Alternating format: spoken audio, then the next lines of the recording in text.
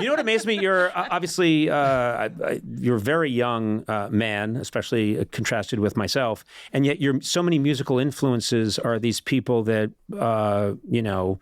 Eric Clapton. It was a huge influence on you, and I think, well, you're very young to be influenced by Eric Clapton, but of course he's timeless. The way the Beatles are timeless, the way... I just had my dad's record collection. It's very like cliched of like, that's what I listened to, but it wasn't until like, Christmases where maybe an aunt sends you £10 and then you can go out and buy the CD that you want to get. But I was very much like, I only listened to my dad's record collection because that's what we had in the house. So I guess I was like 10 or 11 when I started forming my own tastes. But yeah, my dad has some great records, and they're still like some of my, like Moondance Van Morrison, I think is like a perfect album for any time. Yes. Like any time you put that on, it could be like the end of the night, it could be the start of the night, it could be like dinner. Like it's a perfect album. Did you say your dad is he from Belfast? No, so my dad's dad is from Belfast and my dad's mom's from Wexford. Van Morrison's from Northern Ireland, and so I just think you never know where some things are coming to you or why things appeal to you. He doorstepped me at my hotel. Like it was like I in like 2014. I just made Thinking Out Loud, and it had become a hit. And I remember my gran had actually come to the gig, and we had a lot of whiskey afterwards, as you do. And I'd gone to bed at like 4 o'clock in the morning, and I remember getting this phone call at like 6. I was like really bleary-eyed, just like, what? And the person at the front desk is just like, Van Morrison's here, he wants to have breakfast with you. And I was like, no, he's not. And like, I thought someone was taking the piss, so I hung up, and then they rung back and they're like, no, he's actually downstairs, he wants to have breakfast with you. And I was like, cool. Showered really quickly, went down, and yeah, just essentially had breakfast with him. It was really surreal because I was still drunk. It was like 7 o'clock in the morning. And I was just like, is this? But he's really sweet. I've got to sort of like meet him a couple of times since then, but it was like such a nice thing. He's like one of my heroes, and people always say don't meet your heroes, and it was such a like not that thing. It was just sitting down. He was really interested in Spotify, wants to talk about that, and you were explaining it to him. Well, then you explained how VCRs worked. It was relatively new at this point. All I knew is that on my first album, I remember, because no one really put their records on Spotify to begin with, because they didn't really know what is this? Yeah. How does it work? And I was like, I want everyone to have my music. And I just remember never selling a record in Sweden. And it was always like, records sold in Sweden was 0. And then I'd go there and I'd play the biggest gigs of my European tour. And I'm like, this is fucking weird, the like correlation. Like, have I sold no records here, but the most people want to come and see the songs? And it's because Spotify was so accessible. I see. Okay. It was, and I think that's what's good about music now. And it's more difficult to break through with new songs because there's 100,000 new songs released every day. But like the quality will inevitably go up because, like back when I was a teenager and buying albums, and I think this is why piracy became a thing, is I think record labels took the piss. They had like one great song that they'd put on an album with a bunch of filler, and they'd sell it to you for $22 or £22, and you'd buy it and be like, I feel ripped off here, and you'd be like, I wish I could just download that one song that I liked. And I think that's why they basically pushed it too far and ripped off people too much. Right. I'm curious, you mentioned don't meet your heroes. I was shocked you came. Oh my God. Sona, please. Oh God. But Ed. He is funny. Ed. He is funny. The point is, Ed, who are other people that you met that obviously, I mean, you have achieved this incredible success, this insane success. You get to meet whoever you want now. In the music world, were there people where you thought, I mean, have you checked off every box? You must have checked off every box by now. My rule was always, I'm never going to seek out someone to meet them. I'm going to wait until they want to meet me. I remember doing SNL, not even doing SNL. I'd made my album with Rick Rubin, and Rick was also making Eminem's album at the time. And Rick was like, I want to do SNL with Eminem. You want to come down? And I was like, yeah, I'd love to.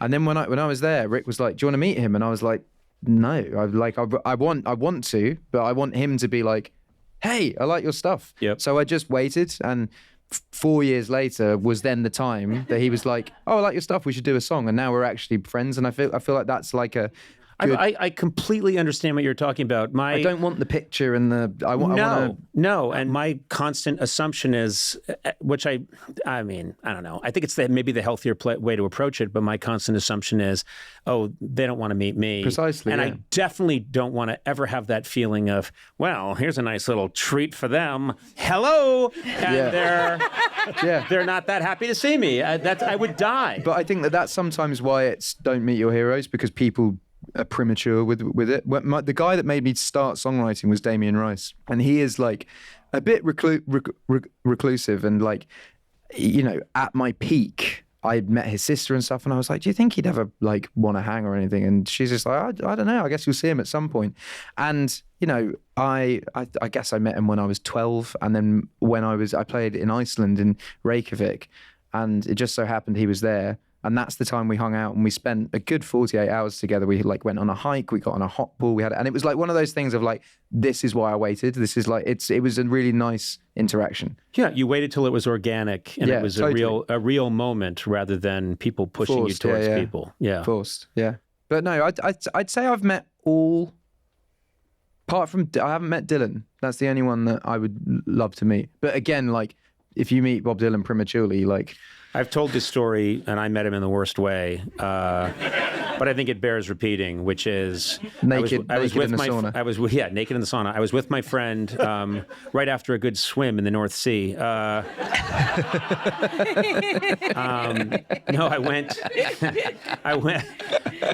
went to see Dylan play, and of course, I'm with my good friend Jimmy Vivino, who's an amazing guitar player and my band leader for a long time, and he. Of course, the next thing I knew, we were backstage, and I've been doing the show for a bunch of years at that point, and suddenly I find myself in this room, and I wasn't prepared, and there was just this sort of people moved around, and then I was just kind of pushed forward, and I'm standing. Bob Dylan's right where you are, and I'm right where I am, and he is that phase where he has the tiny little drawn-on mustache, and like the gunslinger flat hat, and he's looking at me, and he's got that little mustache, and he went, "Hey, I know you from the TV." And I thought, okay, well, at least I'm in now and I can start talking to Bob Dylan. And I swear to God, this happened just as I'm about to, say, Bob, I hear, Conan, hey, how's it going? And I look over and it's former Vice President Al Gore. And he's like, come here, let's talk about the environment. And yeah, Al Gore's cool and everything, that's fine. But Bob Dylan? And then I turned around and Bob Dylan was like, gotta go, and ran away. And I was cock-blocked by the Vice President of the United States. And I never saw Bob Dylan again. Wow. And that just rings in my head. I know you from the TV. and then that's it. I think that's it. That's it. That's all I'm going to get. I had it with, I was at the GQ Awards, and Tarantino was there. Mm-hmm. And my manager's wife was like, you got to say hi. And I was like, no, honestly, I don't want to meet him unless he wants to meet. She's like, you have to. I was like, no, I really don't. And then the more and more we drunk, later on in the night, she just goes up to him and she's just like, Eddie really wants to meet you. And I'm like, oh no. And same thing, just like, hey man, yeah, great, like your films, thanks. Yeah. I see about the people, that yes, you know Elton John and Clapton, but you also, Beyonce and Jay-Z, you've hung out with them. You've broken bread with them, yes? You've had food with them. Yeah, well, I kind of like, I got to know them through, really weirdly, actually. It was, I played, do you know what Jules Holland is? It's like, yes, yeah. I played Jules Holland's Hootenanny, which is like the New Year's Eve show. And you play a cover. And they said, what cover do you want to do? And I said, well, I do Stevie Wonder's Master Blaster, because I love the tune. And 2 months later was the Grammys. And the guy that was running the Grammys music, Ken Ehrlich, was like, we're going to do this Stevie Wonder tribute concert for Stevie. He's going to be in the audience. It's going to be with his band. Greg Fillinganes is going to be in it. We've got all these people playing. Do you want to play? And I was like, yeah. And he's like, what do you want to play? And I went, well, I'll play Master Blaster. I literally just played it. And he was like, great. And then like 2 days later, he rang up and went, Beyonce wants to do Master Blaster. And I was like, that's totally fine. I'll do I Was Made to Love Her. And then he rung back and was like, would you sing it with Beyonce? And I was like, yeah. And then you have a different life than I do. I remember getting to, because I'm not It was with Beyonce and Gary Clark Jr. And Gary Clark Jr. is one of the best living guitarists. Yes. And I just remember I'm not a very talented guitarist. I can play acoustic guitar and chords. And I remember Ken coming up and being like, "I've got this idea, dueling guitars, you and Gary." And I was like, I can play a C chord. But anyway, so we did that, and then we all met at that thing, and then I did other shows with her, and then it was one of these ones of you don't ask, you don't get. I'd made this song Perfect that was starting to pick up steam and become a hit, and someone said, "Oh, we should put out a duet version of this," because I'd done a Italian version with Andrea Bocelli. And they were like, "Who would you want to do it?" And I was like, "Well, realistically, I don't really want to do a duet unless it's Beyonce." And they were like, "Well, why don't you ask her?"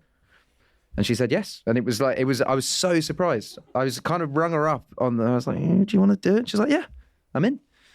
And so it was one of those. So it's that things, simple. though. I could just ring her up. No. What am I misunderstanding, Sona? No. No, it's just Ed, not me. No, yeah. Ed can. You cannot. No, do you know what I've learned? What I've learned in this business? Ed said, if you don't try.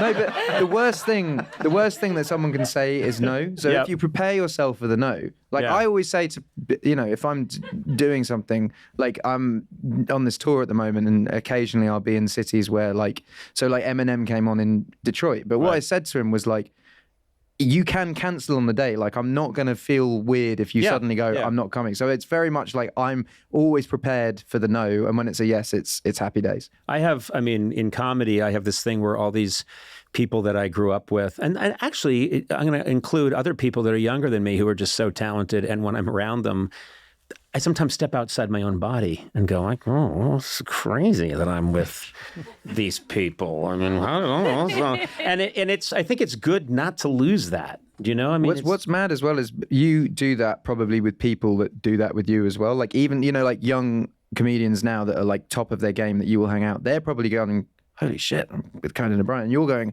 "I can't even believe they're in shit." It's a right. It's a nice thing. I think it's good to never lose that. I think it's good to keep that sort of sense of I'm getting away with murder, because we're getting to do what we grew up wanting to do.